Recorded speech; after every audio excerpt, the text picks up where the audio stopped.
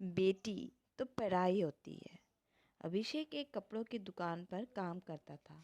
उसकी बहुत साल पहले शादी हो गई थी। अभिषेक को हमेशा से बेटा चाहिए था, क्योंकि लड़का तो वंश का कुलदीपक होता है, पिता का नाम रोशन करता है और बुढ़ापे का सहारा होता है। पर लड़की शादी करके चली जाती है। ऐसा सोच रखने वालों उसके पड़ोसियों को भी यह बात बताता था। शादी के कुछ साल बाद उसे दो लड़के हुए। बड़े बेटे का नाम दीपक और छोटे बेटे का नाम रोशन रखा। बाद में कुछ साल बाद उसकी पत्नी का निधन हो गया। उसके बाद उसने उन दोनों बेटों का ख्याल रखा। समय बीता और उसके दोनों बेटे बड़े हो गए और अब दोनों बेटे नौकरी कर रहे थे। दोनों की शादी भी हो गई। शादी होने के बाद भी वह सब एक साथ ही रहते थे। कुछ साल एक साथ खुशी में गए, लेकिन बाद में दोनों भाइयों में एक दूसरे के साथ झगड़ा करने लगे। दोनों बहू में छोटी छोटी बातों पर मतभेद होने लगे। यह सब देखकर अभिषेक को बहुत दुख लगता था। अब दोनों ने अलग अलग रहने का निर्णय लिया और वह अलग हो गए। फिर पिताजी का ख्याल आया, कौन रखेगा? अब इस बात का सवाल होना शुरू हुआ। दोनों बेटों ने 3-3 महीने संभालने ऐसा तय किया गया। अभिषेक एक बेटे के साथ 3 महीने के लिए रहने लगा, फिर दूसरे बेटे के साथ 3 महीने। ऐसे उसका बंटवारा हुआ। पर जैसे जैसे वक्त बीतता गया, वैसे वैसे बहुओं और बेटों में अभिषेक को लेकर झगड़ा होने लगा। दोनों बेटों के घर में झगड़े का कारण अभिषेक रहने लगा। यह बात अभिषेक को अच्छे से समझ आई थी। अब अभिषेक को पुरानी बातें याद आने लगी थी। उसने जिंदगी में कितनी बड़ी गलती करी थी, यह उसे अब समझ में आ रही थी। पर अब इसका क्या फ़ायदा? आखिर दोनों बेटों ने पिताजी को वृद्धाश्रम भेजने का निर्णय लिया। एक दिन दोनों ही पिताजी को लेकर वृद्धाश्रम में गए। वहां जाने पर सभी औपचारिकता पूरी करके पिताजी को मिलकर वह दोनों अपने अपने घर वापस चले गए। बेटों के घर जाने के बाद अभिषेक बहुत रोने लगा। उसके बाद वृद्धाश्रम में कई लोगों ने उसे समझाया, पर वह बहुत दुखी हो गया था। अभिषेक को वृद्धाश्रम में आकर 8-10 दिन हो गए थे।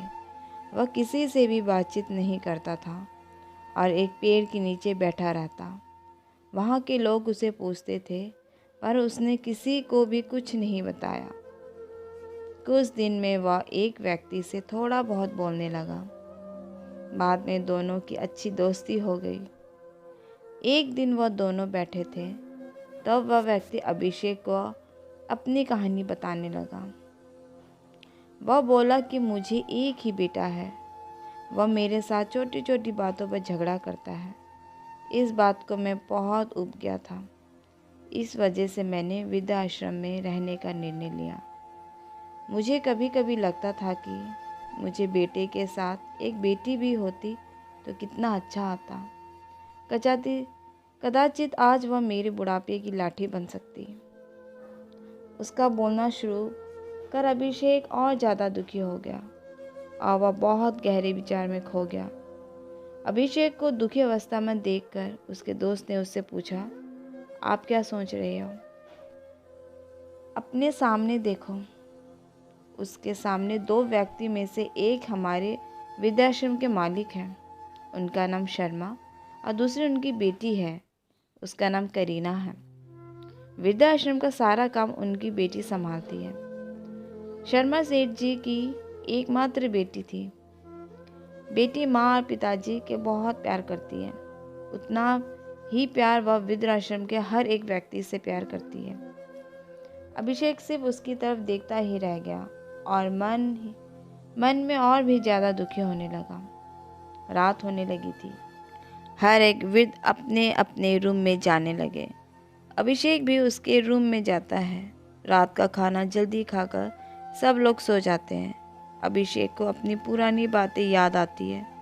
अभिषेक की शादी होने के बाद उसे पहली बेटी हुई थी। उस वक्त उसे बहुत गुस्सा आया था। पत्नी के मना करने के बाद भी गुस्से में उसने अपनी बेटी को उठाया और दूर जाकर उसे वहां छोड़ आया। पर अब पश्चाताप करने के सिवाय रास्ता भी नहीं था।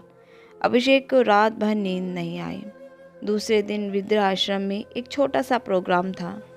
हर एक जन जल्दी उठता है और अपने अपने काम में लग जाता है। दोपहर को सब लोग हॉल में एकत्रित हुए।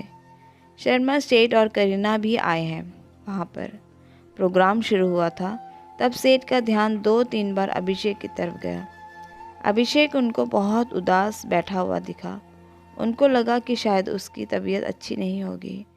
प्रोग्राम ख़त्म होने के बाद वह अभिषेक से बात करने के लिए उनके पास जाता है। वह अभिषेक को दुखी होने का कारण पूछते हैं। तभी अभिषेक बहुत रोने लगता है और थोड़ी देर बाद वह अपनी पूरी कहानी उनको बताता है कि मुझे भी पहली बेटी हुई थी, पर मुझे बेटी नहीं चाहिए थी, इसलिए मैं गुस्से में आकर उसे छोड़ कर आया। आज जब मैंने आपको आपकी बेटी के साथ देखा तो तभी मुझे समझ आया कि बेटी कितना प्यार करती है। मेरी बेटी भी मेरे साथ होती तो मुझे यहाँ वृद्धाश्रम में रहने नहीं पड़ता। मेरे दोनों बेटों ने मुझे दुख के सिवा कुछ भी नहीं दिया। अभिषेक की सब बातें सुनकर शर्मा सेठ को मन में बहुत दुखी हो रहा था। दुखी होकर वह अभिषेक को बोलते हैं कि यह मेरी बेटी नहीं है, मुझे यह नदी किनारे मिली थी।